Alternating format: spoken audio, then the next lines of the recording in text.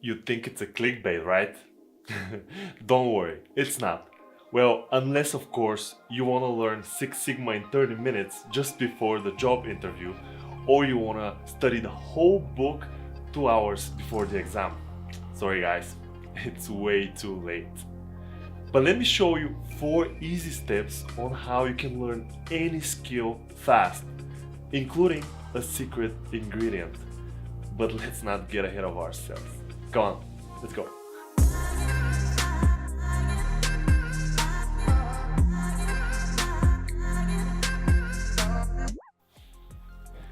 You have heard about the 10,000 hour rule, right?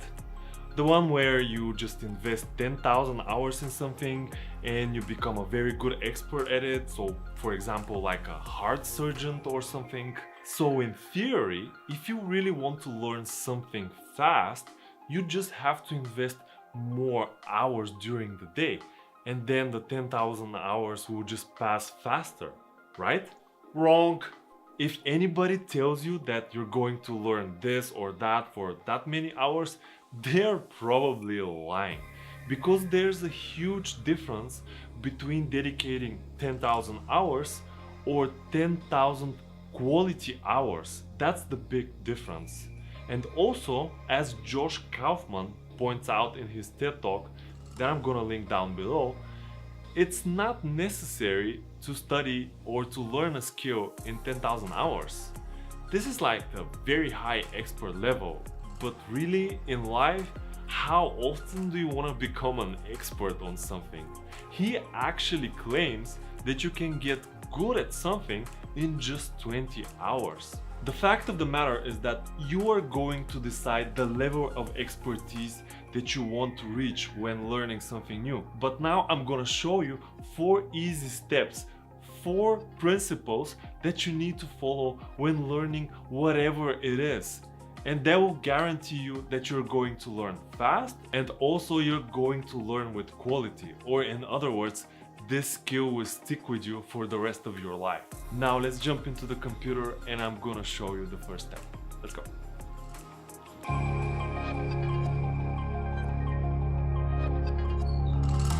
The first thing that you need to do is to dedicate undistracted time. So pick your time period during the day. It could be early in the morning when everyone's asleep or late at night when everyone goes to bed. Depends on you, but make sure you have no distractions. You know what happens with social media, emails, works, phone calls, and so on. It goes crazy, and really this is the first problem that we're facing when trying to learn something new, and that is we just get distracted way too easily. Once you have your undistracted time, you can then start deconstructing the skill. So get really into the detail. What makes it click, what it consists of, and just start picking your way of learning. It really depends how you like learning. You could be a visual person like me, so preferring to watch videos or something like this, or you could be the person that needs to read something in order to understand it better. It doesn't really matter which method you're going to choose, just make sure that you invest enough time to understand what makes the new skill click and break it down into smaller things. At some point, once you start understanding the basics and getting the hang of it, then you're going to see that okay, this is a very complex skill or it's a very simple skill, and it's the point that you're going to decide how good you want to become in it. Something very important. Keep in mind that this will be the hardest step that you have to go through, because it's the beginning and you're going to get tired very easily and you'll be overthinking every step of the process that you want to learn, and that is completely normal. That's why step 2 is also extremely important, and now I'm gonna share with you.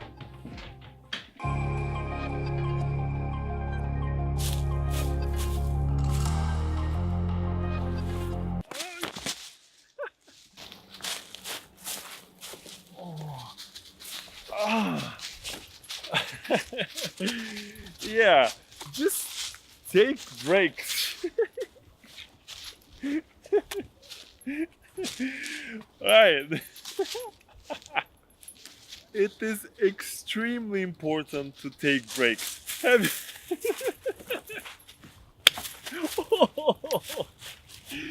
oh,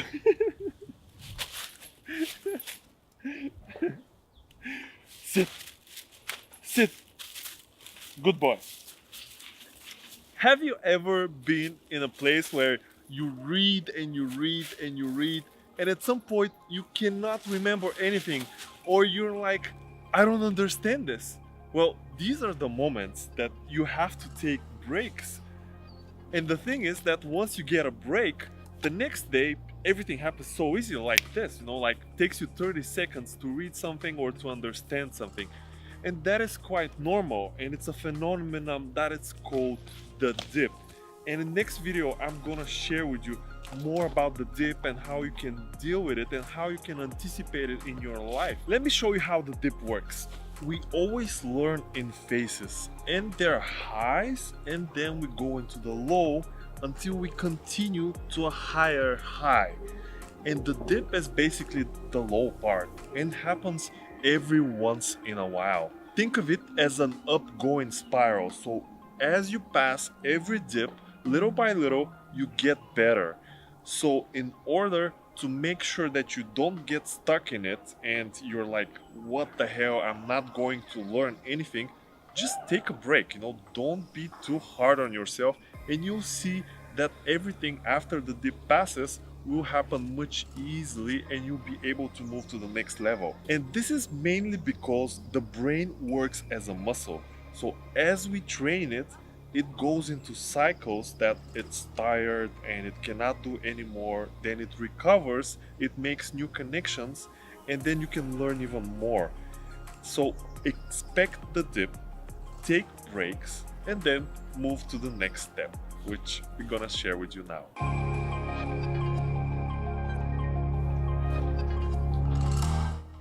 Step number 3 is to surround yourself in your everyday life with the skill that you want to acquire.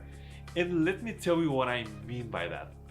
When I was young, I was studying English, and nobody around me spoke English except for my classmates, but we didn't really speak in English. So what I was doing is watching Animal Planet all day long and Cartoon Network also in English. And that helped me immensely to improve my language skills, even without actually realizing it. Because I was doing something that I love, like watching TV, animals and cartoons, and I was doing it in the language that I want to learn. The same thing happened to me when I was studying in Greece.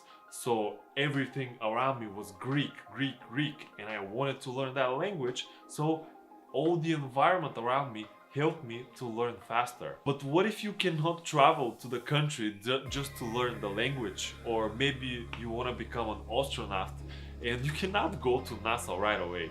Well, there are other ways to surround yourself with information about a subject. And I'll give you another personal example. I wanted to learn more about stocks and the stock market in general. And trust me, nobody around me knew anything about it or was actually giving a rat's ass about the stock market. It was impossible to just sit down and discuss it with friends. So what I did is I chose Barron's, Financial Times and some other newspapers to show first on my Facebook feed. So this way, every time that I go into social media, I learned something about stocks. Then I did similar things with everything around me, like my phone was showing me stocks, I was reading, of course, books about stocks, I was watching YouTube videos about stocks. This was a way for me to create like a stock environment, a financial market environment around myself in order to learn faster and better. And you can also apply other methods like set challenges with friends or start discussing about cars or anything else that you want to learn. And in this way to create the environment for the faster learning that we all want to achieve.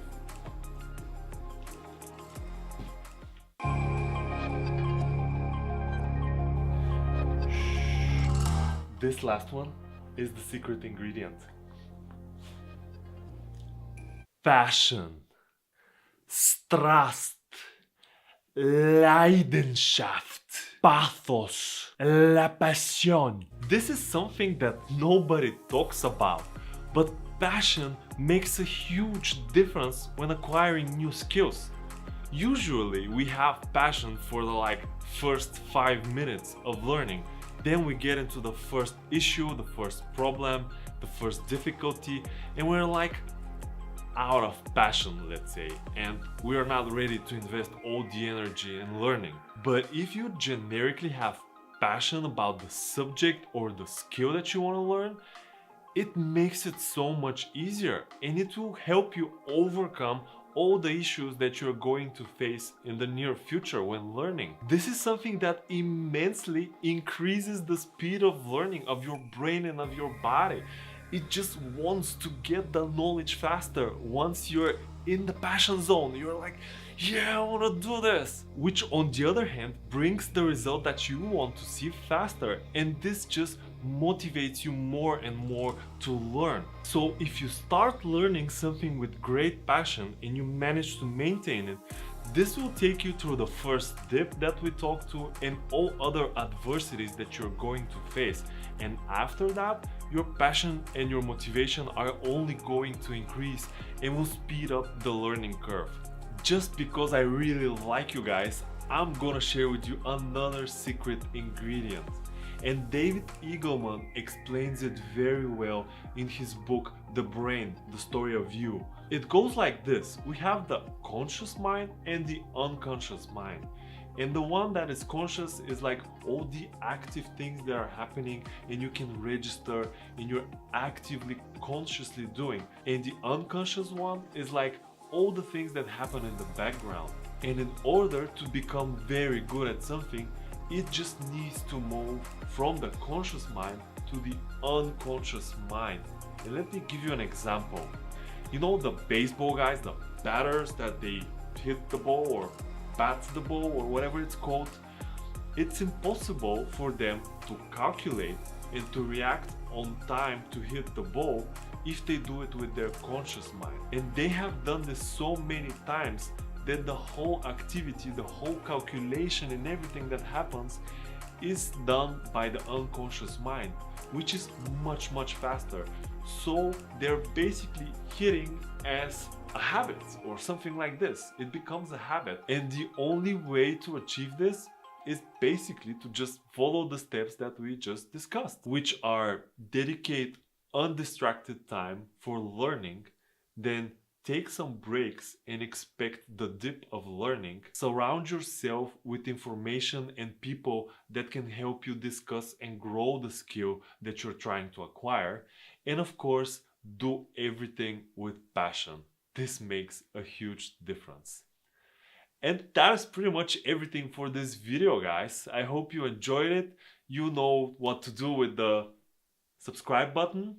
I'm Z, this is Fearless Dreams, and I'll see you in the next one. Ciao!